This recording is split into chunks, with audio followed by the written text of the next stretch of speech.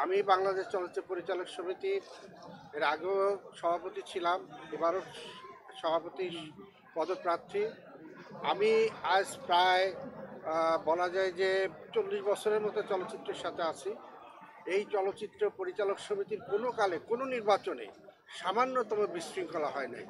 এই যে শাহিন এক ক্যান্ডিডেট, আমি এক দল ক্যান্ডিডেট, আমরা সবসময় গলায় গলায় হাতে হাত রেখে আমরা কাজ করি। এইখানে কেউ, আমি বলবো চলচ্চিত্র পরিচালক সমিতি নির্বাচন থেকে অনেকেরই শিখার আছে যে এত সৌহার্দ্যপূর্ণভাবে কখনো কোথাও নির্বাচন হয় কিনা আমার জানা নাই। আপনারা যারা সাংবাদিক ভাইরা আছেন তারাও নিশ্চয়ই জানবেন। তবে হ্যাঁ, আমাদের ভিতর থেকে যারা কিছু লোক থাকতে পারে যারা আসলে চলচ্চিত্রে ভালো চায় না, তারা হয়তো নানাভাবে নানা কথা রটাতে পারে এবং সেই রটানোর কারণে হয়তো কেউ ভুল বুঝতে পারে আমাদের। তো সেটা আমি বলবো সেটা সম্পূর্ণই ভুল। চলচ্চিত্র সত্যিকারে যারা ভালোবাসে, আমরা যারা চলচ্চিত্রের সাথে জড়িত, বিভিন্ন সংগঠন আছে এখানে, সেই সংগঠনের কেউই আমরা কখনোই অশান্তি চাই নাই, কখনোই আমরা বিরোধ তৈরি করি নাই, কখনোই আমরা পরস্পরের সাথে কাদা ছোড়াছুড়ি করি নাই, কখনোই আমরা একে অপরকে আঘাত করে কোনো বক্তব্য দেই নাই, এবং কখনোই আমরা কোনো প্রকার বিরোধ বা গণ্ডগোল বলতে যেটা বোঝায় তাতে আমরা কখনো জড়িত থাকি নাই। কাজেই আমাদের এখানে নির্বাচন হওয়া মানে একটা উৎসব।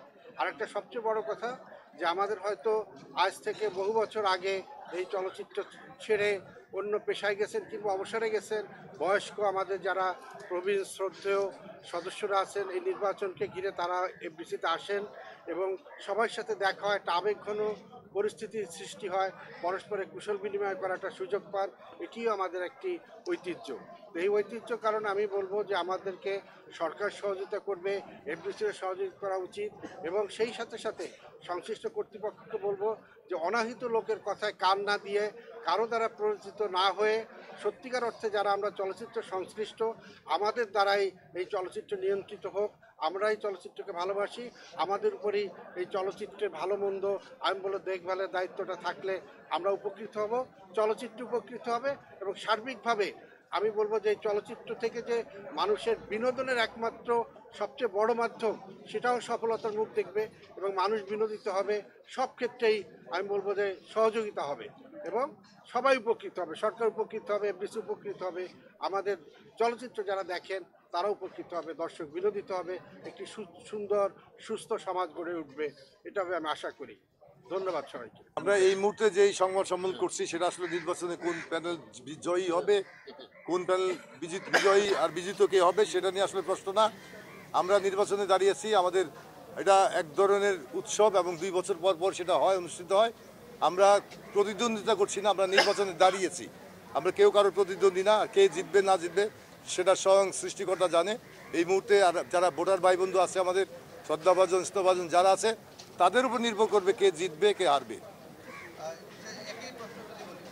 না, এখানে আসলে আমাদের আলাদা প্যানেলের যদি সংবাদ সম্মেলনটা হতো তাহলে আমরা প্যানেল ভাবে বক্তব্য দিতাম। যেহেতু এটা আমাদের নির্বাচনের প্রচারণা না, এটা হচ্ছে নির্বাচন অনুষ্ঠানের যে ভেন্যু সেটার ব্যাপারে কথা।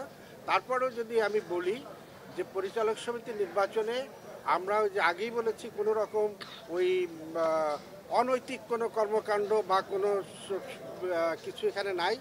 আমরা একটা কথা বলি, যেটা অন্য কোথাও হয় কিনা জানি না, যে আমাদের এখানে যে হেরে যান, প্রেসিডেন্ট প্রার্থী হোক, মহাসচিব হোক, আপনারা খেয়াল করবেন যে তিনি সর্বপ্রথম বিজয়ী প্রার্থীকে ফুল দিয়ে অভ্যর্থনা জানান। এটা সবসময় হয়ে থাকে। আমি যখন হেরে গেছি, আমি কাজী হায়াত ভাইকে সবার আগে এসে ফুল দিয়ে আমার চেয়ারে বসাইছি। তো এরকম আমাদের মধ্যে এই সৌহার্দ্যটা আছে, এবং আমি আর শাহিন আমার ছোটো ভাই, ও আমাকে বড় ভাইয়ের মতো রেসপেক্ট করে, আমি ছোটো ভাই স্নেহ করি। এখনও আমরা 2 ভাই গলাগলি করে আসি। এই যে এখানেও আমার ডেকে আনছে, আমি ওরা বলছি এই বক্তব্য দাও, ও আমাকে বলছে এই যে সৌহার্দ্যটা, এখানে আমরা একজন আরেকজন আশাবাদী, এই কথা বলবো না, আমরা সবাই আশাবাদী। যে জিতবো সেই আমরা জিতবো, ও জিতলে আমি আমারই যেতে হবে, আমি জিতলে ওরই যেতে হবে, এই হচ্ছে আমাদের কথা। ঠিক আছে? নির্বাচনের নিরাপত্তা দেওয়ার বিধান সবসময় রাষ্ট্রই করে এবং আমরা রাষ্ট্রের অধীনেই আছি এবং পরিচালক সমিতি রাষ্ট্রের বাইরে না। সুতরাং রাষ্ট্রীয় সমস্ত জায়গায় নিরাপত্তাজনিত যেসব জায়গাগুলি আছে সব জায়গায় আমরা চিঠি প্রেরণ করেছি, তাদের সহযোগিতা চেয়েছি এবং তারা সেই সহযোগিতা করবে বলে আশ্বস্ত করেছে।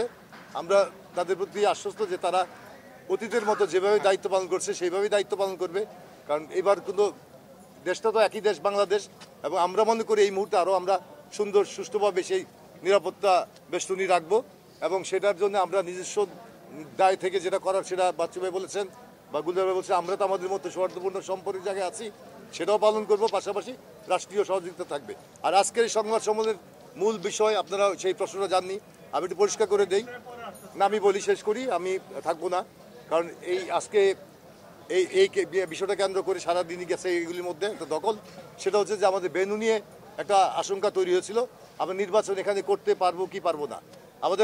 আমরা তথ্য মন্ত্রণালয়ের অধীনে আমাদের এই চলচ্চিত্র, তো সুতরাং তথ্য মন্ত্রণালয়ের মাননীয় তথ্য উপদেষ্টা মহোদয়, ওনার উদ্ধৃতি দিয়ে ওনার বরাতে বলা হয়েছিল, আজকে এফডিসির এমডি বলেছিল যে উনি নিষেধ করেছেন আমরা যাতে ইলেকশন না করি 28 তারিখে।